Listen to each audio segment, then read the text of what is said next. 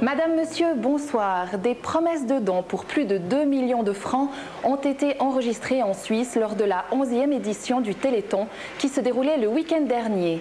En Valais, des villes comme Sierre, Sion et Crans-Montana notamment ont mis sur pied des manifestations en faveur de la recherche sur les maladies génétiques. Le Téléthon était de retour ce week-end avec sa cohorte d'animation et d'ambiance. Le tout rythmé par le son des sirènes et illuminé de 1000 gyrophares bleus. Première escale au pas de charge en terre sierroise où nous attendait le train spécial du Téléthon. Il transportait pas moins de 170 participants, enfants et accompagnants. Véritable trait d'union entre les villes organisatrices, le convoi allait rassembler petits et grands dans un bel élan de solidarité. Bien sûr, le train est offert par la direction générale des CFF et le Junior Club, mais il est surtout offert et il roule grâce à tous les agents qui sont là gratuitement, qui ont mis leur journée à disposition, du mécanicien au chef de train, en passant par tous les employés qui se déguisent, un serveur, un cuisinier, un tout. Aider des handicapés, leur servir les cafés, la nourriture, les aider à monter, à descendre du train, à discuter avec eux, ça nous procure, en tout cas pour moi, du plaisir à les aider et eux prennent aussi du plaisir à discuter avec nous. Les abords de la gare étaient envahis par des véhicules du feu plus rutilants les uns que les autres.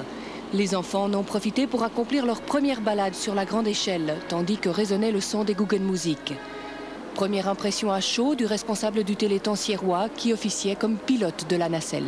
Alors j'ai pas les chiffres exacts actuels. Je pense qu'on n'arrivera malheureusement pas à battre ce record de 15 000 francs du fait le temps, surtout le froid qu'il y a. Les gens ont un peu de la peine à sortir. Mais on va faire notre maximum, il nous reste encore quelques heures pour finir. Petit saut de puce jusqu'à la toute proche patinoire de Graben où était organisée une compétition réunissant quelques équipes formées d'hommes du feu, mais également de civils venus de toute la région. C'est un véritable vent de folie qui a soufflé sur les installations sportives. Action.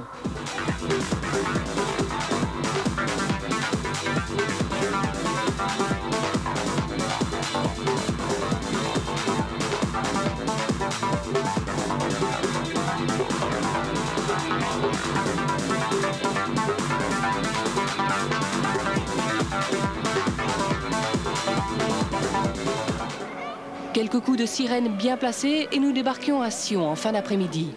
Appuyés par le Kivanis Club, les hommes du feu avaient concocté amoureusement la traditionnelle soupe, particulièrement appréciée par un froid à vous geler instantanément tout tuyau d'incendie.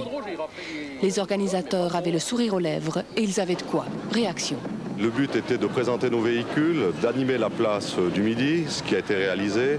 On avait un stand avec des bûcherons qui étaient occupés à sculpter des bûches en bois.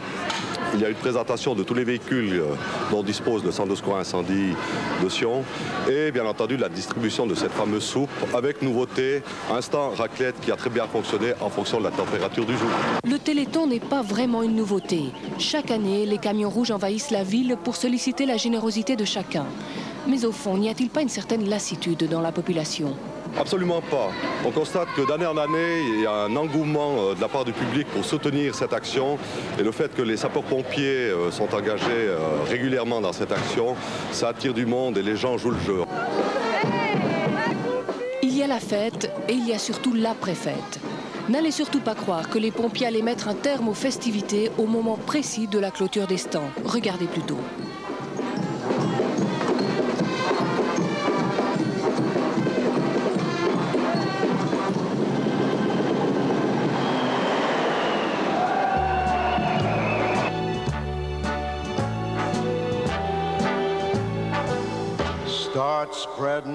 Quelques kilomètres plus loin, juste le temps d'enfiler le smoking de circonstance, et nous nous sommes retrouvés dans l'ambiance feutrée des milieux sélects dans la halle du Régent à Crans.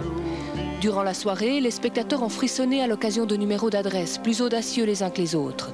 Olivier Grandjean, l'animateur officiel de la soirée, en sait quelque chose. Non, je ne bouge pas, non.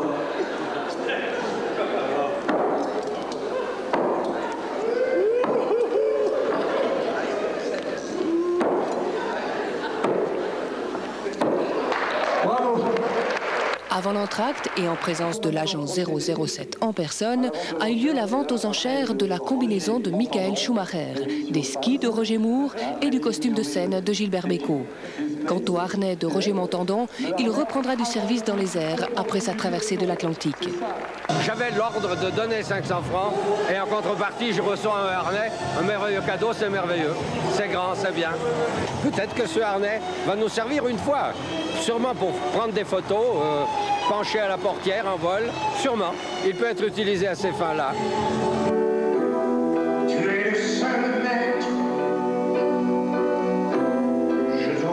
La soirée s'est achevée par un concert de Monsieur 100 000 volts, ami de longue date de Grand Montana. Avec son entrain coutumier, Gilbert Bécaud allait clôturer avec faste la grande fête du Téléthon.